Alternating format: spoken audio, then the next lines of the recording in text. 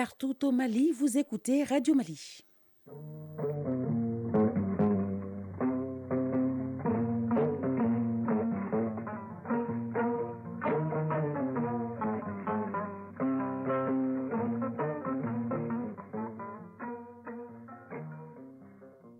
Le journal. Salimata Dao. Merci de rester fidèle à votre radio nationale. Voici les titres. Une société de recherche et d'exploitation des ressources minérales du Mali.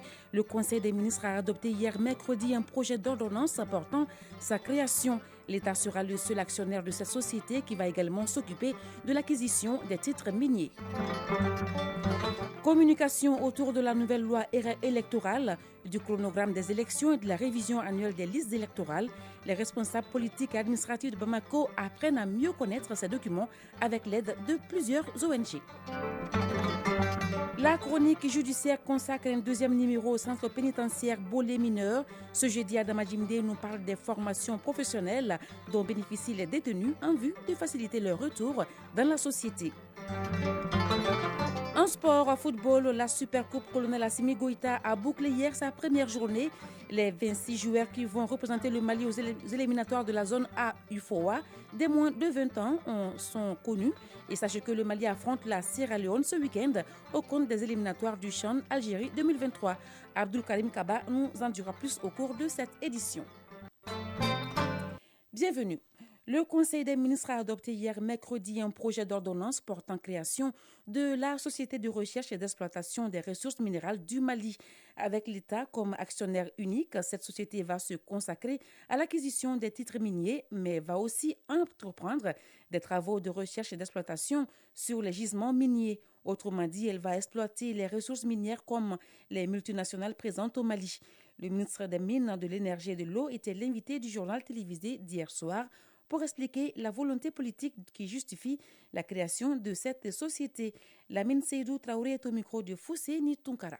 Sous la supervision éclairée du chef de l'État, son Excellence le colonel Assimi Goïta, président de la transition, nous avons estimé qu'il faut que l'État s'engage plus dans la recherche et l'exploitation des ressources minérales du Mali. Pour la simple et unique raison que de l'indépendance à nos jours, il y a eu beaucoup de codes miniers qui ont été adoptés. 6 codes miniers qui ont été adoptés, 3 codes pétroliers.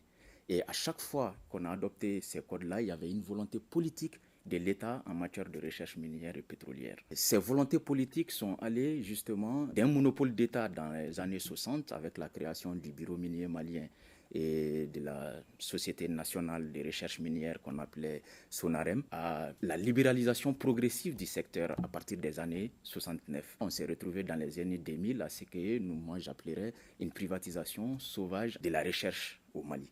Et donc, on se rendait compte clairement que toutes ces réformes n'ont pas quand même suffi aussi à faire de sorte que les populations maliennes puissent être satisfaites de l'exploitation minière et pétrolière de façon générale au Mali. On peut quand même noter qu'à date, l'or reste le seul minerai réellement exploité, avec 65 tonnes par an, représentant 70% des exportations, 25% des recettes fiscales, 10% du PIB, une contribution de plus de 500 milliards dans les recettes de l'État en 2021. Mais pour autant, en tout cas les populations maliennes pensent à tort ou à raison que l'or ne brille pas pour les Maliens. Alors la nouvelle société qui sera créée, comme je le disais tantôt, ça traduit une volonté d'abord politique du gouvernement du Mali, qui reste dans la vision stratégique du chef de l'État, mais qui reste aussi une forte recommandation des assises nationales de la refondation. Et donc cette société va se consacrer principalement à l'acquisition des titres miniers, mais va aussi entreprendre tous travaux de recherche et d'exploitation sur les gisements économiquement viables, à titre principal.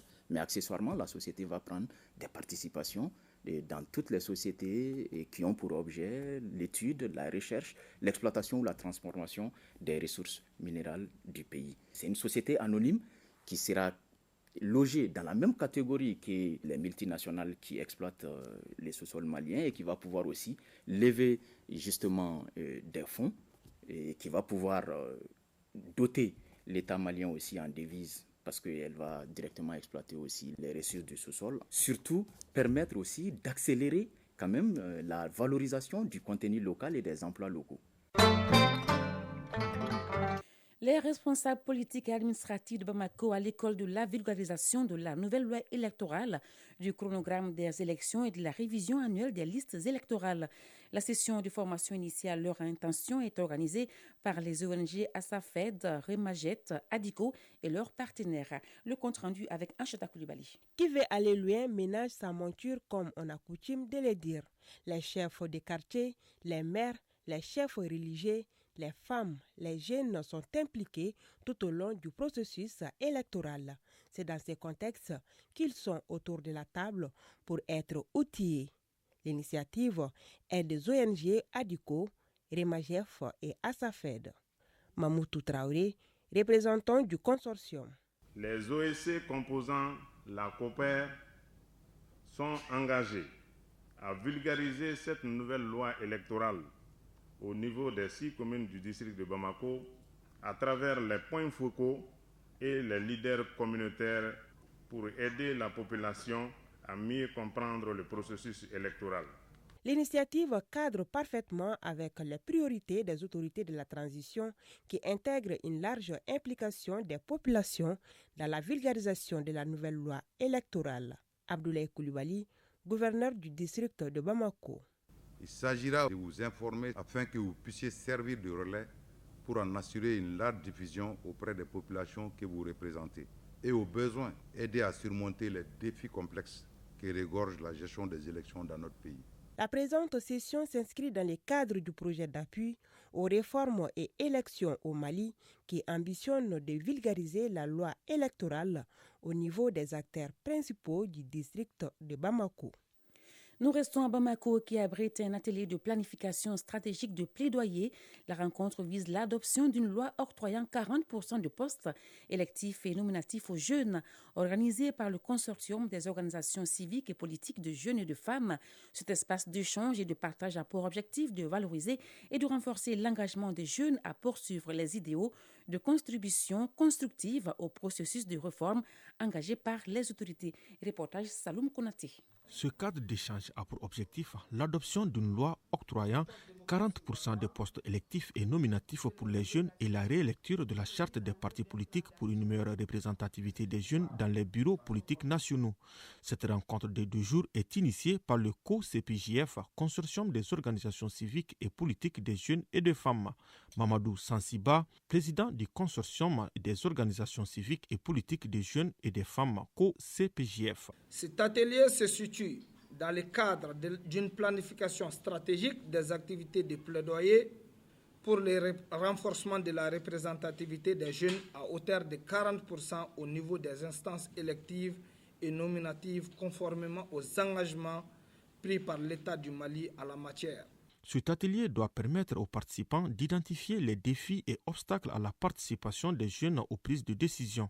C'est aussi dans le cadre d'une meilleure planification des activités de lobbying et plaidoyer et de définir les stratégies de mobilisation et de communication. Awa Soumaré, représentante du NIMD. Ensemble, il s'agira de créer les conditions favorables au renforcement et à l'amplification des actions déjà posées sur le terrain par vos différentes organisations.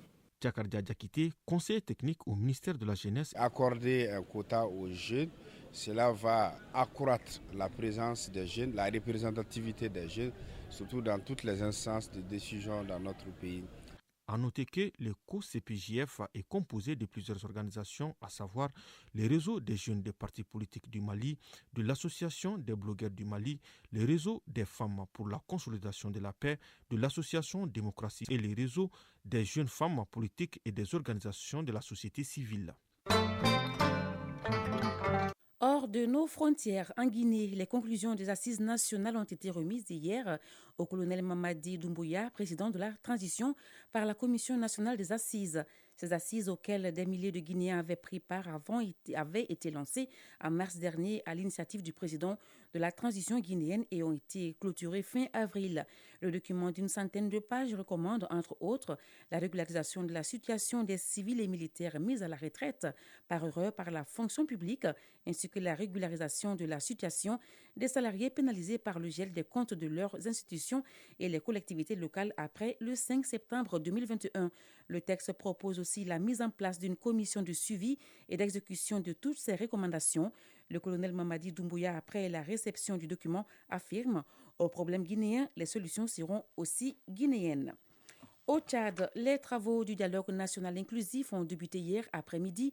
Après quelques jours de report, les participants se sont retrouvés au palais du 15 janvier de N'Djamena avec pour ordre du jour la rédaction d'un règlement intérieur devant assurer le bon fonctionnement des débats. Mais la séance a été très vite suspendue après 1 heure de travaux, laissant juste le temps au rapporteur général du comité d'organisation de détailler le projet de règlement intérieur. Dans ce projet, les organisateurs proposent la mise en place de 4 organes, une assemblée plénière, un gouvernement de 21 membres et des commissions par thème portant sur la forme de l'État, les droits et libertés, entre autres. Le ministre allemand des Affaires étrangères, Annalena Baerbock, accompagné d'une forte délégation, rencontrera aujourd'hui son homologue marocain Nasser Bourita à Rabat. C'est la reprise des relations entre les deux pays après une période d'interruption de leur coopération bilatérale dans plusieurs domaines survenue en mars 2021. Le partenariat dans le domaine énergétique sera au cœur de cette visite, surtout en ce qui concerne l'hydrogène vert. Le Maroc pourrait entamer la production dans ce domaine d'ici 3 ans et projette d'exporter sa production. Une production qui pourrait bien profiter à Berlin, qui est à la recherche d'approvisionnement pour cette technologie innovante. En effet, les Allemands ont donné hier le premier coup de sifflet pour 14 trains qui fonctionnent uniquement à l'hydrogène.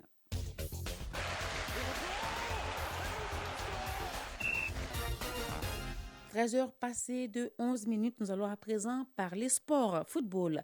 La première journée de la Super Coupe Colonel Assimi Goïta a pris fin hier dans les 2 poules. Préparatifs des éliminatoires de la zone A UFOA des moins de 20 ans, le sélectionneur Demba Traoré a dévoilé une liste de 26 joueurs. Toujours en football, éliminatoire CHAN Algérie 2023, le Mali joue ce week-end contre la Sierra Leone. Le développement de la page sport, c'est avec Abdul Karim Kaba.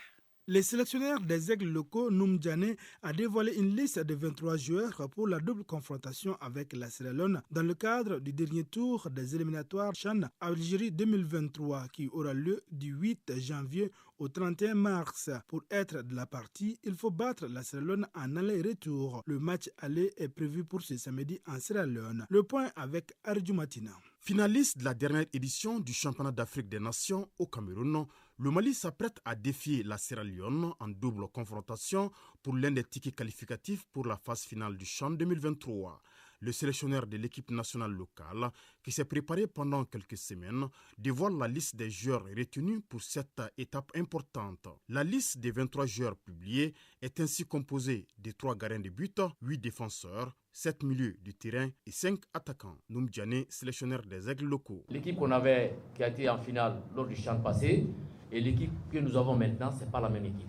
C'est carrément une nouvelle équipe qu'on est en train de mettre en place. L'équipe nationale locale, dans le cadre de la préparation, a pu livrer 3 rencontres amicales internationales.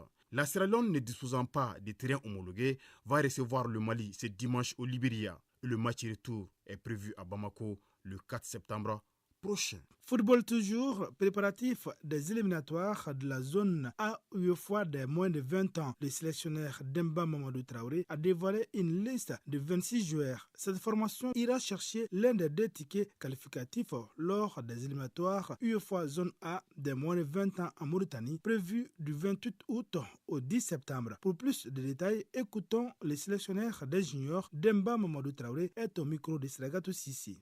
On a pris du temps dans le travail pour créer une certaine complémentarité entre ces différents joueurs, voir qu'est-ce que ça peut apporter. On s'est préparé pour passer le cap du tournoi zonal en Mauritanie. En Mauritanie, le Mali est dans le groupe A avec la Mauritanie, Sierra Leone et la Guinée-Bissau. Football cette fois-ci avec la Supercoupe Colonel Assimi Goïta. La deuxième journée démarre cet après-midi dans la poule A au stade Mamadou Konaté. En première heure, Koulikoro jouera contre Ségou et à 18h, Bamako affrontera l'équipe de Caille. Déjà hier, au compte de la première journée dans le groupe B, l'équipe de Gao s'est imposée devant celle de Tombouctou par le score de 2-0. La rencontre entre Kidal et Sikasso a tourné à l'avantage des Sikassois par le score de 3-0. La leçon de sport pour terminer, la leçon de sport de ce jeudi porte sur l'escrime et son évolution. L'escrime figure parmi les 5 sports du programme olympique de toutes les éditions des Jeux olympiques d'été depuis ceux d'Athènes en 1896. Isaac Tienou nous en parle dans la leçon du sport du jour. L'escrime est riche d'une histoire millénaire. Dès la préhistoire, l'homme s'est servi de son intelligence pour inventer des armes et améliorer sa dextérité. L'escrime est un moyen d'éducation, un outil militaire et un art d'agrement. Les participants à ces duels utilisaient diverses armes comme les glaives, les bâtons et les sabres. Les combats pouvaient être sanglants voire fatals. Abdoulouabou Zourmé, président de la Fédération malienne d'escrime. Les premières formes d'escrime ont été aperçues en Égypte antique. Les gens ont remarqué vraiment qu'il y ait des signes d'escrime. Les débuts de l'escrime en tant que sport remontent au XIVe ou au XVe siècle, nous précise le président de la Fédération d'escrime. Il faut reconnaître que la formule la plus sportive a été établie. Là, il faut un code, des codes de respect pour que la version sportive soit mise en exergue. Et cela date de pas très longtemps, vers les années 1800, fin 1800, début 1900. Et là, avec le Comité olympique international, voilà, il a fallu rédiger, mettre en place ce qu'on appelle un statut, un règlement. L'escrime est un sport qui se pratique sur un terrain particulier. Abdoulouabou Zourmé. C'est un sport qui se pratique sur un espace assez réduit qui mesure 14 mètres de long et 1,5 mètre de large et où pratiquement l'équilibre et tous les combats se passent vraiment sur cette piste. Lorsque vous faites une sortie latérale, vous prenez un carton, vous êtes sanctionné. Si vous faites une sortie sur la ligne de fond, alors vous prenez ce qu'on appelle un carton rouge qui est synonyme d'un point. L'escrime figure parmi les 5 sports à avoir fait partie du programme olympique de toutes les éditions des Jeux olympiques d'été depuis ceux d'Athènes en 1896. Il y incarne l'une des disciplines les plus modernes et innovantes. Chronique judiciaire. Deuxième numéro de notre série de reportages consacrés à Bolé mineur, l'établissement pénitentiaire où sont placés les mineurs en conflit avec la loi. Les adolescents reçoivent au cours de leur séjour des formations telles que la menuiserie métallique pour faciliter leur réinsertion sociale après qu'ils aient purgé leur peine. Chronique judiciaire, une réalisation de Adama Djimdi. Le centre de détention et de rééducation de garçons mineurs est situé à Bolé, à Banakabougou. Ces derniers y sont envoyés sur décision du juge des enfants pour purger leur peine. C'est un centre pénitentiaire, tout comme les prisons pour adultes. L'accès est aussi conditionné à l'obtention auprès du juge de ce qu'on appelle le permis de communiquer. Puisque les intéressés sont des enfants, d'autres mesures sont prises pour faciliter le contact. Moussa Sarawi Maïga, directeur de Bolé mineur. Les visites, nous les encourageons tout azimut. Mais dans une société organisée, surtout une structure, il faudrait nécessairement respecter certains principes. C'est le principe tout simplement du permis de communiquer qui se fait dans l'ensemble des établissements pénitentiaires. Donc les visites semblent être pour nous pédagogiques, une arme pour nous de reconstruction de la personnalité de l'enfant lorsqu'ils sont en tout cas à Bolé. Nous les encourageons, nous les félicitons, mais dans un cadre organisé d'heures, de périodes et peut-être de permis de conduire ou pas. Une fois les enfants placés à Bolé, l'administration prend des dispositions afin de nouer le contact entre ces derniers et leurs parents. Nous organisons des visites dans les familles, nous recherchons les parents, ce que nous appelons la recherche des parents. Nous faisons la domiciliation des parents avec les travailleurs sociaux et l'ensemble du personnel qui est là.